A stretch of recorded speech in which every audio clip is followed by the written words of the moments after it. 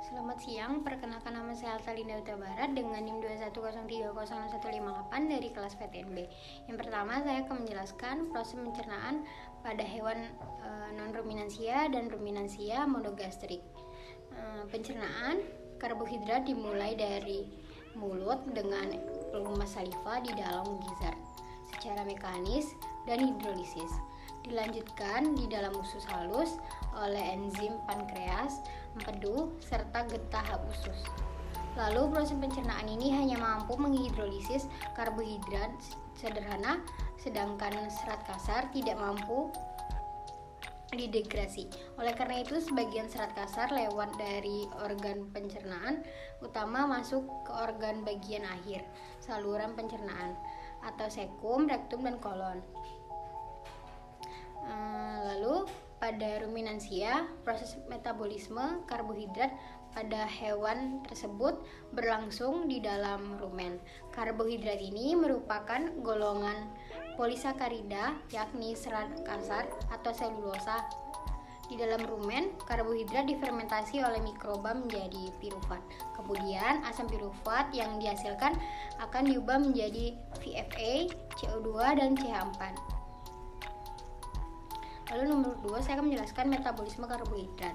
Di dalam proses metabolisme karbohidrat, hati melakukan fungsi spesifik berikut, yaitu menyimpan glikogen, mengubah galaktosa dan fruktosa menjadi glukosa. Gluconeogenesis membentuk banyak senyawa kimia penting dari hasil perantara metabolisme karbohidrat. Hati penting untuk mempertahankan konsentrasi di glukosa darah normal. Misalnya, penyimpanan glikogen memungkinkan hati mengambil kelebihan glukosa dari darah, lalu menyimpannya dan kemudian mengembalikannya kembali ke darah bila konsentrasi glukosa darah mulai turun atau terlalu rendah. Lalu nomor 3, ada pencernaan protein pada unggas dimulai saat makanan dihaluskan dan dicampur dalam ventriculus, atau pencernaan tersebut dimulai dengan kontraksi otot proventriculus yang mengaduk-aduk makanan dan mencampurkan dengan getah pencernaan yang terdiri atas HCl dan pepsinogen. Pepsinogen yang bereaksi dengan HCl berubah menjadi pepsin. HCl dan pepsin akan memecah protein menjadi senyawa yang lebih sederhana seperti polipeptida, proteosa, pepton, dan peptida. Lalu ada penyerapan protein dimulai ketika makanan masuk ke dalam usus. Mukosa usus terdiri atas lapisan otot licin, jaringan ikat, dan epitel kolumnar sederhana. Pada epitel pelapis terdapat banyak sel goblet yang menghasilkan lendir dan sekresinya membantu melicinkan makanan. Pada mukosa terdapat banyak filus yang mengandung banyak pembuluh darah dan pembuluh limfa kecil. Lapisan epitel akan menyerap air dan zat-zat makanan. Sel absorpsi pun dari filus merupakan tempat absorpsi asam amino. Secara umum, asam amino setelah diserap oleh usus halus akan masuk ke dalam pembuluh darah. Lalu pada ruminansia, asam amino untuk ternak berasal dari protein yang lolos degradasi atau bypass protein mikroba rumen yang tercerna dan terserap dalam usus, serta dari hasil fermentasi rumen. Perombakan protein oleh enzim proteolitik dalam rumen menghasilkan peptida dan asam-asam amino. Produk ini sebagian besar akan mengalami katabolisme lebih lanjut sehingga dihasilkan amonia atau NH3. Lalu kegiatan deaminasi asam-asam amino menghasilkan amonia yang bersifat konstitutif, yang artinya bahwa mikroba rumen akan terus melakukan deaminasi terhadap asam amino. Walaupun telah terjadi akumulasi amonia yang cukup tinggi di dalam rumen, protein pakan dan NPN dalam rumen akan dirombak kembali menjadi asam amino dan amonia untuk selanjutnya fotosintesis menjadi protein mikroba, kemudian masuk ke dalam abomasum, dan selanjutnya dalam usus kecil diabsorpsi masuk ke dalam aliran darah. Dalam rumen, sekitar 80% spesies mikroba rumen mampu menggunakan amonia sebagai sumber nitrogen untuk sintesis protein. Bakteri rumen adalah penggunaan amonia sebagai sumber nitrogen yang paling efisien, atau di samping dimanfaatkan oleh mikroba, rumen amonia yang dihasilkan juga diserap oleh darah melalui dinding rumen, dibawa ke hati dan diubah menjadi urea.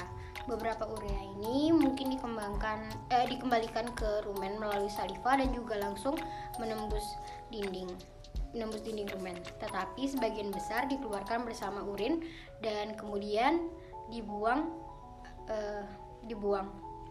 Lalu nomor 4 ada dalam rumen, protein pakan akan mengalami hidrolisa menjadi oligopeptida oleh enzim proteolitik yang dihasilkan oleh mikroba rumen. Oligopeptida selanjutnya akan diubah menghasilkan peptida dan asam amino yang bisa digunakan oleh sebagian mikroba rumen untuk pertumbuhannya, terutama oleh Bacteroides ruminicola, di mana bakteri ini mempunyai sistem transport untuk mengangkut asam amino ke dalam tubuhnya. Bacteroides ruminicola bisa menggunakan 40% peptida dalam rumen, sedangkan Butyric fibrosulfan menggunakan kurang dari 10% untuk pertumbuhannya. Karena tidak semua peptida dan asam amino yang terbentuk dalam rumen digunakan oleh mikroba, di mana sebagian akan mengalirkan ke usus halus. Nomor 5 saya akan menjelaskan pencernaan lemak pada ruminansia. Pencernaan lemak pada hewan ruminansia dimulai dari aktivitas mikroba di dalam rumen terhadap lemak pakan yang akan membebaskan asam-asam lemak tak jenuh, untuk kemudian diubah menjadi asam lemak tak jenuh tidak terserap rumen, melainkan terus ke alat pencernaan bawah atau usus halus, di mana ia akan diserap dan menyatu dengan kilomikron. Kilomikron ini mengandung lemak dan protein serta mempunyai fungsi sebagai alat transport lemak dari usus halus menuju ke jaringan-jaringan tubuh. Di dalam usus halus, lemak dipecah menjadi asam lemak dan gliserol oleh enzim lipase. Gliserol meneruskan perjalanannya ke hati, sedangkan asam lemak tidak dapat langsung diserap oleh usus karena zat ini tidak larut dalam air. Penyerapan zat ini dipermudah oleh getah empedu yang akan mengemulsikan asam lemak menjadi suatu bentuk yang larut di dalam air, sehingga dapat diserap oleh sel mukosa usus halus. Lemak yang diserap masuk ke peredaran darah melalui vena porta ke hati melalui sistem limpatik dan ductus thoracicus. Sebagian dari lemak yang diserap, terutama yang masuk peredaran darah melalui sistem limpatik, dapat langsung disimpan dalam jaringan. Sebagian besar lemak yang diserap akan mengalami metabolisme dalam hati. Di sini tersedia suatu mekanisme yang mengangkut lemak dari hati menuju ke jaringan-jaringan.